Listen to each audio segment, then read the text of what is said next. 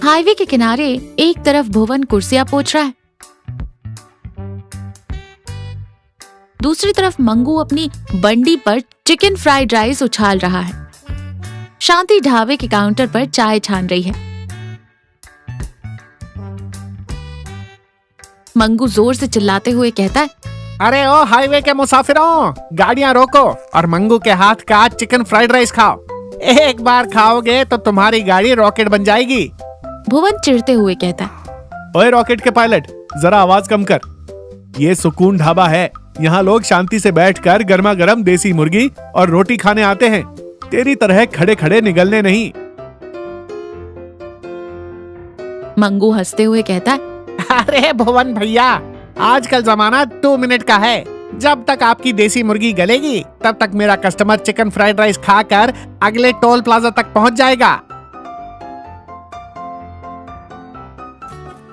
शांति 2 cup चाय लाते हुए कहती है, तुम दोनों की ये मुर्गे वाली लड़ाइयां खत्म होने का नाम ही नहीं लेती।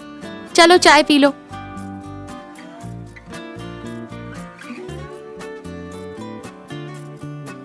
मंगू चाय की चुस्की लेते हुए कहता है, भाभी जी, आपके हाथ की चाय में जो जादू है ना, वो भुवन भैया की बातों में कहाँ।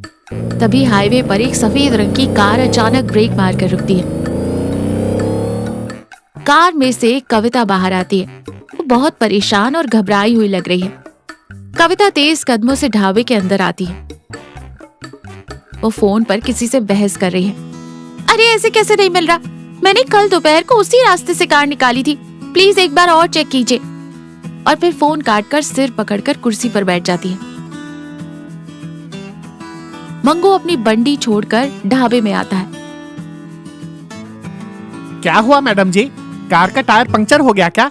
आप टेंशन मत लीजिए, गर्मा गर्म चिकन फ्राइड राइस खाइए, आपके दिमाग का इंजन ठंडा हो जाएगा। भुवन मंगू को पीछे धकेलते हुए कहता है, हर जगह तेरा फ्राइड राइस नहीं चलता। मैडम जी, पहले आप पानी पीजिए। कोई परेशानी है क्या? कविता रूंधे गले से कहती है, मेरा एक लाल रंग का बैग कल इस हाईवे पर कहीं गिर गया है। मैं कल इसी रास्ते से गई थी, मुझे लगा शायद आपके ढाबे के पास छूट गया होगा। शांति प्यार से कहती है, बेटा कल तो तुम यहाँ रुकी ही नहीं थी, क्या उस बैग में बहुत सारे पैसे या गहने थे? हम पुलिस को फोन करें? कविता आंखें पोंछते हुए कहती है, नहीं आंटी, पैसे नहीं थे, उसमें एक पुरानी डायरी थी, मेरे बाबूजी की डायरी। वो एक छोटे से गांव में मिलिट्री होटल चलाते थे। उस डायरी में उनके खुद के लिखे हुए स्पेशल नॉनवेज मसालों के राज और उनकी यादें हैं। पिछले महीने ही उनका देहांत हो गया। वो डायरी ही उनकी आखिरी निशानी है मेरे पास।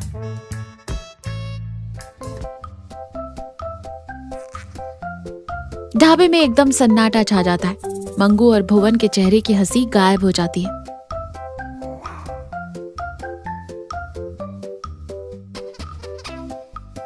कविता ढाबे के कोने में उदास बैठी है। शांति उसे ठाठस बंधा रही है।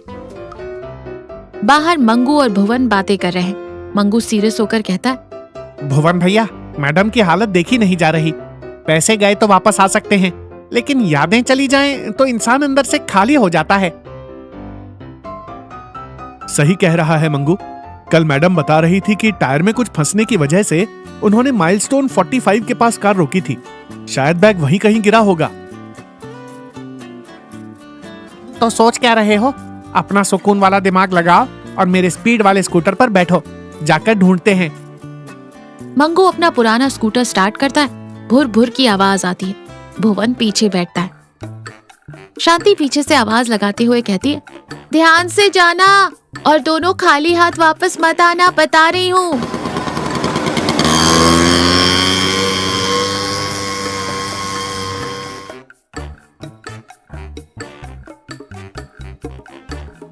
मंगू और भुवन थके हारे धूल से सने हुए ढाबे पर वापस आते हैं। दोनों के चेहरे लटके हुए हैं। कविता उम्मीद से खड़ी होकर कहती है, क्या हुआ, कुछ मिला? भुवन निराशा से कहता है, माफ कीजिएगा मैडम जी, हम उस माइलस्टोन तक गए, आसपास की झाड़ियों में भी देखा, लेकिन बैग कहीं नहीं दिखा। कविता पूरी तरह टूट जाती है और कुर्सी पर धम्म से बैठ जाती है और रोते हुए कहती है, सब खत्म हो गया।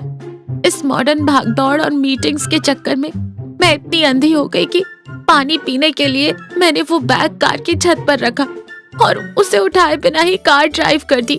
मैं कितनी लापरवाह हूँ। मंगू अचानक कुछ सोचते हुए कहता है, एक मिनट, कार की छत पर रखा था? मैडम जी, माइलस्टोन 45 के ठीक 2 किलोमीटर बाद हाईवे का नया टोल प्लाजा आता है ना? भुवन हैरानी से कहता है। तो अरे भवन भैया, थोड़ा दिमाग चलाओ। कार की छत का बैग हवा से गिरेगा भी तो टोल प्लाजा के स्पीड ब्रेकर के पास ही गिरेगा, क्योंकि वहाँ कार स्लो होती है। और वहाँ सुबह झाड़ू लगाने वाला राजू मेरा पक्का दोस्त है। शांति खुशी से कहती है, तो आप मुंह क्या देख रहे हो, फोन लगाओ उसे। मंगू तुरंत अपना मोबाइल निकालकर स्पीकर ऑन करता है और फोन मिलाता है। हेलो राजू, अरे भाई, कल सुबह टोल प्लाजा के पास कोई लाल रंग का लेडीज बैग मिला क्या तुझे? हाँ मंगू भाई, मिला था। मैंने उसे टोल प्लाजा के मैनेजर के ऑफिस में हिफाजत से रखवा दिया है। उसमें कोई पुरानी किताब जैसी थी, तो मुझे लगा कोई ढूंढते हुए आएगा। ये सुनते ही कविता के चेहरे पर जो खुशी आती है उसे शब्दों में बताया नहीं जा सकता। शांति मुस्कुराते हुए कविता के सिर पर हाथ फेरती है।